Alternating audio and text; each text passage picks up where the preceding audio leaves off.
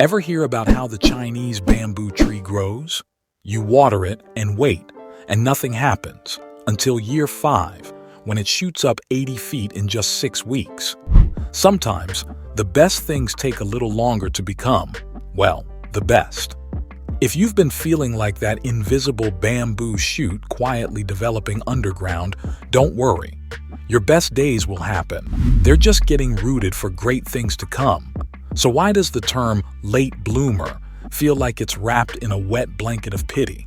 Blame it on a culture obsessed with youthful prodigies and overachievers.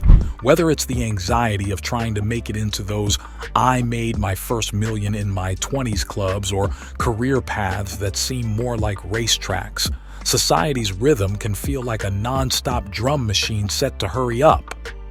This relentless beat can muffle your own tune and crank up the pressure until it feels unbearable. The result? That nagging feeling that you're running out of time to achieve greatness. But breathe easy.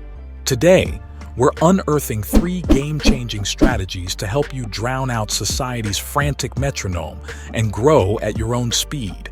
No regrets, only well-aged magnificence. Let's dig in. Master the philosophy of life. Failure is simply the opportunity to begin again, this time more intelligently, Henry Ford once said. Wise words, considering we're all going to fail at something.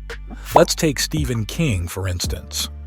Before he made us all hesitate before turning off the lights, his first novel, Carrie, was rejected 30 times. He gave up and trashed the story. Luckily, his wife fished the manuscript out of the garbage and helped him with a few details regarding the finer points of menstrual cycles and high school dynamics. She encouraged him to continue with the story and resubmit it. The novel went on to sell over 350 million copies. As a late bloomer, it's important to embrace the path of getting things wrong on the first try. Think of it as a bizarre game. Instead of getting it wrong, reframe it.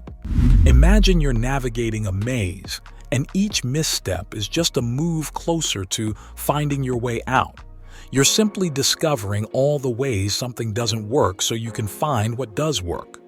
In doing so, you cultivate what psychologist Carol Dweck calls a growth mindset in her book Mindset, The New Psychology of Success.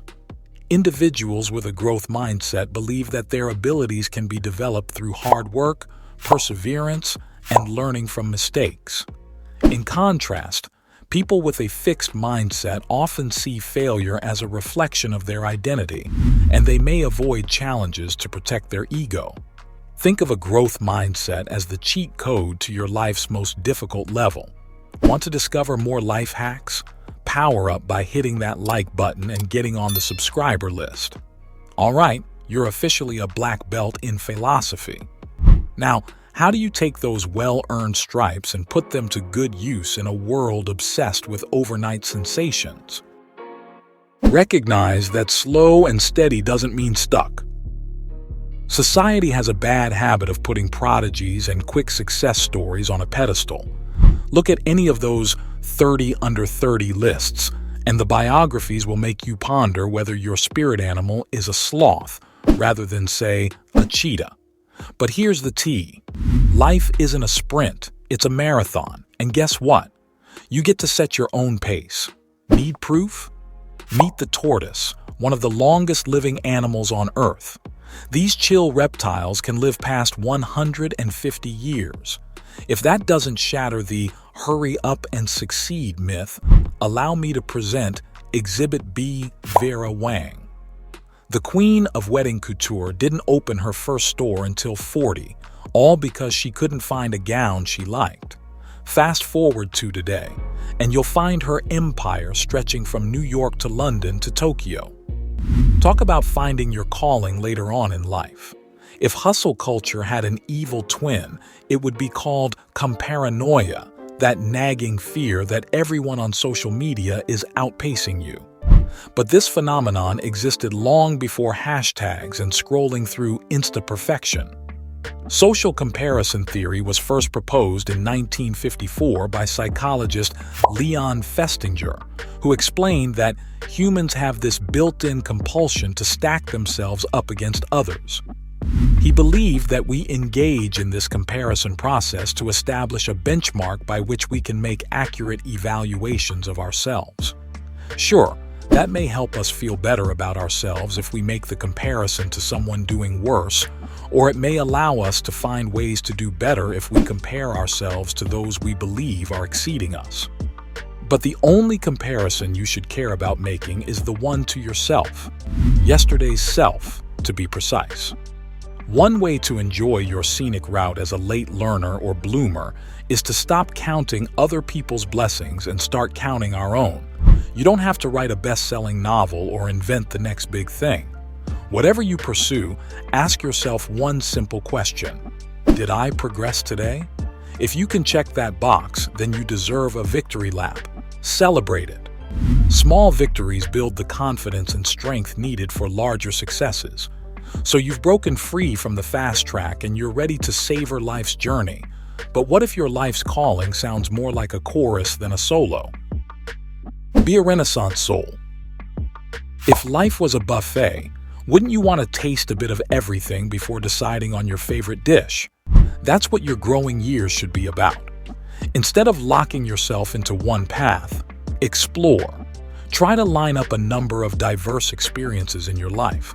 So why is early specialization a problem?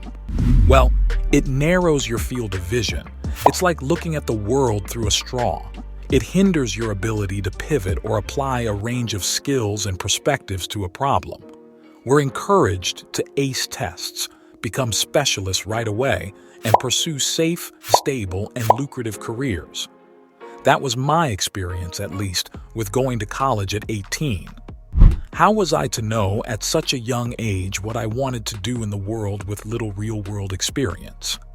Instead of early specialization, take the time to have varied interests. Study widely and accumulate various skills and experiences because it allows you to be more agile and creative over time, which is increasingly critical in our ever-changing dynamic world.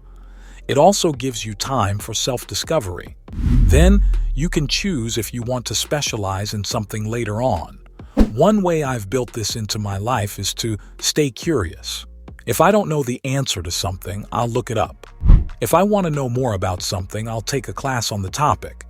Even now, when I have a better understanding of my circle of competence, I still save room to learn at least one new thing a year for the sake of learning. Last year, it was Greek mythology.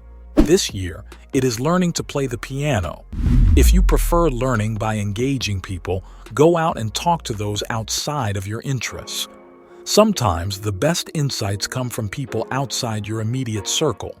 The point is that you have to let your curiosity take you a couple of steps in one direction, and new opportunities will open up. Take a few more steps and see if you vibe with what you're learning. You never know what random path may be the catalyst you need to find what resonates with your spirit. So, what have we learned? First, embrace the delicious complexity of Failosophy. Consider each mistake a necessary update for the You app. You're in beta testing before your fabulous release into the world, and that's okay. Second, shake off the societal speedometer. Your pace isn't sluggish, it's intentional. Society might celebrate those who shoot out of the gate like cheetahs, but let's not forget, cheetahs can't keep up that pace for long. Meanwhile, you, the thoughtful tortoise, continue at your own pace. And lastly, never hesitate to sample life's buffet. Dabble, explore, and swivel. You're not a one-track wonder, but a Renaissance soul. Want to keep these tips close at hand?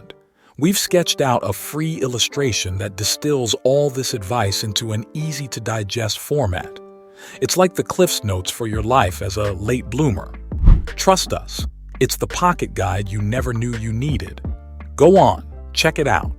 It's one click away, right in the description box below the like button.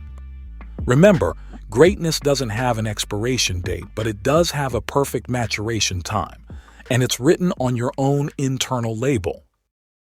Want to bloom smarter, not harder? Learn some mental models.